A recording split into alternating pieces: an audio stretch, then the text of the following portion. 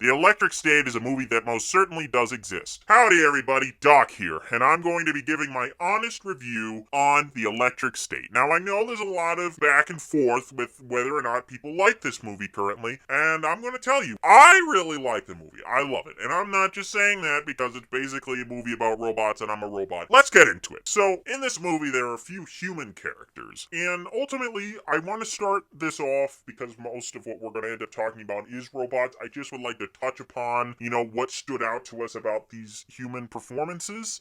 I would say that, the relationship between the brother and the sister, was pretty well done. I would say overall most of the acting is pretty good. I wouldn't have too many nitpicks. I mean, Chris Pratt is in it. He's one of our favorite characters as far as a human character in this movie. He's one of our favorite human characters. But he's Chris Pratt. Like, I love the guy, but, he's Chris Pratt. You know what to expect when he's in a movie, and he does it very well. In fact, next to Magnificent Seven, this is hands down one of our favorite movies he's ever done. So, take that with whatever grain of salt you can take from that. But yes, we really like the Butcher of Schenectady. We love that guy. Oh dear, I'm probably gonna mispronounce this. Giancarlo Esposito. I'm not sure if I pronounced that correctly. I am a robot. Hey, listen, you know how us robots always butcher you humans and your human names. So give me some, slack here, okay? So, we really liked his character. He was very well done, although he kept kind of switching between his normal voice and then, a southern accent, kinda, which was interesting, but I liked it. He was very good. Stanley Tucci. I can't say enough good things about him in this movie. Absolutely loved his performance as a villain. He was very believable. His persona to the public was very friendly and very humble and whatever, right? Whereas behind the scenes, you can see Stanley Tucci was kind of rough. That was pretty interesting. Jason Alexander from Seinfeld was in it. He played the foster dad of Millie Bobby Brown's character, Michelle Green. That was really cool. Really loved him. It was a very strange cameo, but we absolutely loved it. I loved seeing him in it. He really fit it. He was awesome. He really emoted.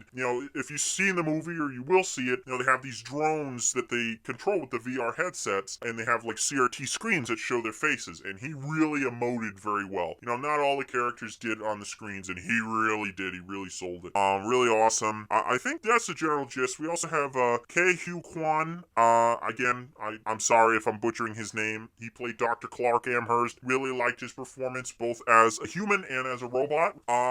So overall, I'd say the humans did very well in the movie.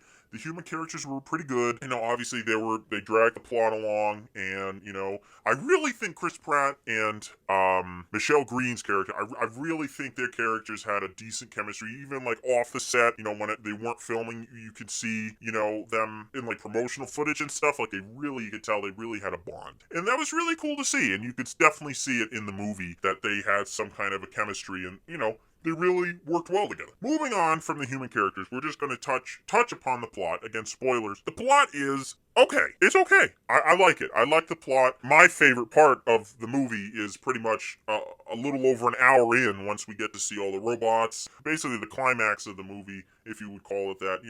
The hill before we start going down to the end. That's definitely our favorite part of the movie. The first hour or so is very human-based. I'm saying that as if it's a bad thing. It's a movie made by humans for humans, but it's very human-driven, and like I said, the characters really carry it, and it's pretty good. It's very entertaining. I'm getting completely sidetracked. So, plot-wise, there was only one major plot hole I could find, and again, spoilers. Basically, the brother dies, right? But then he comes back and isn't dead. He's in fact pulling a Robert House in Fallout New Vegas and is trapped inside a similar, life support coffin thing and kept alive, and is in fact the supercomputer that's running all of the human drones. And, he comes back piloting a Kid Cosmo, which is his favorite robot character, kind of like My Life as a Teenage Robot, basically, for this world. And he's piloting Kid Cosmo, he's piloting this robot's body, and is in control of it. Now, the plot hole is a lot of them, and it all has to do with how he comes into the picture. there's an exclusion zone that is established in the movie. All the robots are locked in. They can't get in or out of it. It's basically a giant prison. So he couldn't have come from the exclusion zone, right? Because how in the world could he have escaped that? It's inescapable by robots. Okay. Then he might have been inside the human, portion of the, the normal world, like outside of the exclusion zone, in the human zone, they'll call it. But how was he there? All the robots were thrown in the exclusion zone. So why was he there? That's kind of weird. And even though he's there in the human world, even if you can try to justify it, why a Kid Cosmo robot? It would make more sense for him to have piloted just another robot drone. Why is it a Kid Cosmo? That's his favorite thing. Like, where did that come from? Where did that robot come from? It just doesn't make any sense at all. And I can't, if anyone has any ideas, please, we'd like to, seal up the plot hole with some Flex Seal here and forget about it. But it doesn't make any sense. Like, where did he come from? It's established that Ethan Skate absolutely couldn't care less about this boy. So it's not like, oh yeah, he just, he knew the boy liked Kid Cosmo, so he kept him in there. Besides, he's in his own little world in his head. It's not like he could even enjoy him if he did. It doesn't make any sense. I don't know where the Kid Cosmo robot came from. I can justify how he found his sister. Christopher's brain is literally the internet. Like, he could just do a Google search and see, oh, where's Michelle Green, and find out her address. Like, it's not that much of a stretch. The stretch is, where did this robot come from, and why is Christopher piloting it, and why is it a Kid Cosmo robot? I don't know. That doesn't make any sense. Otherwise, I thought the plot was okay. It was easy to follow. I mean, I thought there were some things that were well done. I think showing the Butcher of Schenectady kind of, changing his mind and actually going from, being anti-robot to not necessarily pro-robot, but definitely anti-Ethan Skate, and learning that, and it was, I think, a very interesting lesson and an interesting point that he met a person, Ethan Skate, who was less human than a robot. And I think that was a very interesting twist that, I personally haven't seen before in a movie, and I think that's very interesting. Because we always see people, oh, we hate robots. Who cares? They're just things. But, like, genuinely, seeing somebody actually realize that was very interesting to see. Otherwise, there definitely were some moments, I don't want to spoil too much, but there definitely were some moments where I was worried for some characters and wasn't really sure how they were gonna, make it out of certain situations, and in some cases they did, other cases they didn't, which I thought was pretty well done. The only other plot hole I will mention, it's not much of a plot hole, but it's kind of confusing, is in the middle of the movie, we had this whole thing about how, oh, we need to go to this area to find Dr. Amherst because, again, spoiler alert, we need to find out what he did with Christopher. But don't worry, we need to bring these other robots, Popfly and Penny Pal, and, we need to make sure we're ready to go up against these things called scavs, which is short for scavenger robots that are basically just hot-rodded robots that take parts from others, and they're, hostile. Kind of like raiders from Fallout. They're always hostile. And we find them, they start to attack, and then they get scared off, and they disappear for the rest of the movie and are never mentioned. Like, that was kind of weird. I would have thought that they would have been involved in some other way, and, somehow, something clever, and, I feel like it didn't really go anywhere. It was a wasted potential. Otherwise, I think the movie ended very well, and I was very satisfied. I really liked the movie. I think the characters interacted very well, and I liked it. I think the plot was fine. Moving on from the plot, I'm going to talk about my favorite part of the whole movie, and that's the robots. Oh yeah, the robots. I absolutely love the robots. I can't stretch it enough. Their designs are amazing. There's, like, literally anytime a character is on screen, the sound design is so great. You can hear all the servos moving when they blink their eyes, and because that's something that, people usually try to edit out, make robots sound a little quieter than they would be, but they add a decent amount of sound effects to make it kind of believable, and I love that. I know some people don't like Mr. Peanut, but we love Mr. Peanut. He's one of our favorite characters. I never thought I'd be activated long enough to say that, but here we are. I loved Mr. Peanut. Watching his expressions, he really did move like an animatronic, and it was just really cool to see, Animatronics and robots are starting to have a rise in popularity these days, and it was just a very welcome, interesting take. All the characters, we love the hot dog guys. I don't know what else to call them. They look like hot dogs to us. They were in the original book. Love them. They were so cool. Look at how their arms are folded, and then, oh no, we're being attacked, and they just look up lazily. It's ridiculous. It's just, we love it. We love how they were portrayed. We love how they were designed. Absolutely adore them. We love the taco robot. We have a whole short about that guy. Really loved him with his piano guy. So cool. The donut. We've watched this movie so many times.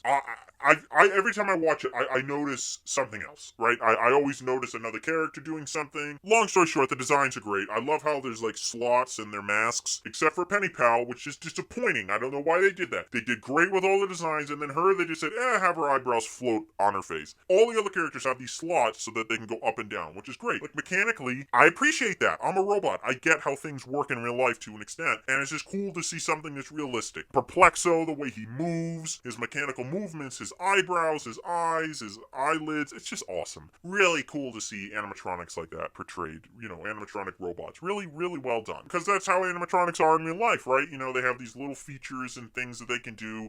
Like, there was a dog reading a Marvel comic in the background, and, when he noticed there were humans, he just had a little animatronic movement where his hat kind of, like, lifted off his head, like in a surprise, And it was just really cool to see that, because, like, that's how real animatronics are, right? They have these little movements that happen one-offs, to kind of express an emotion. It's just really cool. I really, really appreciated that. Now, moving on, we have the battle. And, again, spoilers here. The battle's ridiculous. I mean, the robots and what they did in this battle was hilarious. And this is another reason why we love the movie. Because all the robots do what robots would do based on how they were designed and programmed and built, right? You have the charging robot with the alligator clips. What's he doing? Electrocuting robots. You have the little honey bear. What's he doing? He's getting thrown by a football playing robot, which what's he doing? Playing football. Tackling guys and holding the little robot and throwing it like a football. And what's the little bear do? Rip a wire out, a main, power wire, and shut down a drone. It's adorable, And then what? What do we have? We have these signs, these like side road work signs. And what are they doing in the battle? They're literally just running around with exclamation points. That's hilarious. Like, how do you have a robot that's just running around with an exclamation point? It's just ridiculous. The frickin' hot dog guys, what are they doing? They're literally throwing refrigerators at the enemies. And also throwing themselves. They're just rolling themselves. It's hilarious, and it works. They literally have a billboard, folks. A billboard. How in the world can you make a billboard robot attack someone? Well, they did it, and it's hilarious. I just love it. I mean, you could literally, there's this other scene where they have this little electrician robot. It's just hitting in the background one of the drone's legs. Not doing anything. It's just, innocently kind of smacking it lightly. It's adorable. And it's just, we love it. We love it. I mean, like I said, I could watch this battle scene. I have so many times, and I just, it's absolutely amazing. It never ceases to make me crack up and laugh and really enjoy it. The designs are great. They're all doing things. It's really awesome. All the robots are robots. Even the taco guy. What's the taco guy doing? He plays a piano. He's a piano playing taco. What's he do? He rallies his troops and plays the piano. Absolutely love it. I love this movie. Like, I can't express that enough. The movie is just fantastic. I love the design for the robots and just how they're utilized. I just think it's so cool and quirky, and it's adorable. And, that's most of what I had to say. Oh, PC, I don't want to forget about mentioning PC. He's really cool too. Like, all the computer sounds, they give him all the sound effects. Oh, I just love it. He pushes up his glasses. He doesn't even, he's a screen. It's just, they put so much attention to detail with these guys. Pop Fly, I love Pop Fly. Kind of reminds me of, like, Mr. Potato Head a little bit. Love him. I just love him. His character's funny. All he does is quote baseball. I had to literally look up what every quote he said was, and it was all a baseball quote. And it's just so cool, because that's what he is. He's a baseball robot quoting baseball. Like, it just makes sense. It's so simple. Most people would look at it and say, that's not even unique. Like, what's so special about that? But to us, we look at it and say, that's awesome. Like, that's unique. It's clever. There was some thought put into that in the sense of, we need a robot for this purpose, and it does it. Like, it's realistic, A robot, like a robotic vacuum cleaner. What's a robotic vacuum cleaner going to do? Wield a knife? It doesn't have any arms. It's going to roam around on the floor and try to trip people up. You know what I mean? It's that level of thinking that's just funny. There was no robotic vacuum cleaner in this movie. There were some floor cleaning robots in the background, but no vacuum cleaners. But the point is that, we really loved that. We really loved how all the robots just kind of stayed in their little corners and just did what they were programmed to do. We love that. We thought it was so clever how all the robots just did what they were programmed to do, used it to their advantage, and were able to actually win the battle. It was very cool. Final verdict. I know a lot of people don't like this movie. I know a lot of people are disappointed. It doesn't really go hand in hand with the book. It's source material, and a lot of people think it's ridiculous. Mr. Peanut, all of the different advertisements. I liked it. I loved Mr. Peanut. I thought he was an interesting choice. I thought it was just ridiculous. It's really funny. It kind of reminds us of the Minecraft movie, the I am Steve, like that's just ridiculous. It's memeable, right? It's silly. It's just absurd. And I feel like it adds to the absurdity of the whole situation. We have all these robots and, could they have made certainly their own version of Mr. Peanut that wasn't him, their own IP? Sure. Would have been more creative, but ultimately I love it. I think it's silly. All the 7-Up cans and stuff. Like there's a scene after the battle where there was a 7-Up can just crushed, kind of awkwardly looking around like, what do I do now? I'm crushed. It's just funny. Like, it's amusing, right? We really like that. We don't mind it, but I understand why some people nitpick it and they don't like it. And that's, their own thing. Ultimately, we like the movie. I would recommend it to anyone who loves robots, but you have to love robots. If you love WALL-E, if you love Robots a Movie, things like that, you're probably going to really like this movie. At least for the robots. The first half, you'd probably be like, okay. But once you get to the middle half onwards, you're gonna love it. I mean, the robot characters have such personality, such designs. It's really fun. If you look around, it seems like a decent amount of people look at the movie and they're like, hey, this is alright. This isn't bad. It's okay. It's not great. I'm not saying this is a masterpiece of a movie. I'm just saying that I really like it because I love robots. And if you love robots and you love it, then I think you'll like it. And ultimately, that's how I look at this movie. It may not be a perfect adaptation. It may not be the best. But folks, they're literally building a real Kid Cosmo. A real Kid Cosmo. From the movie. It walks. Look it up. Look up Real Kid Cosmo Robot. It's incredible.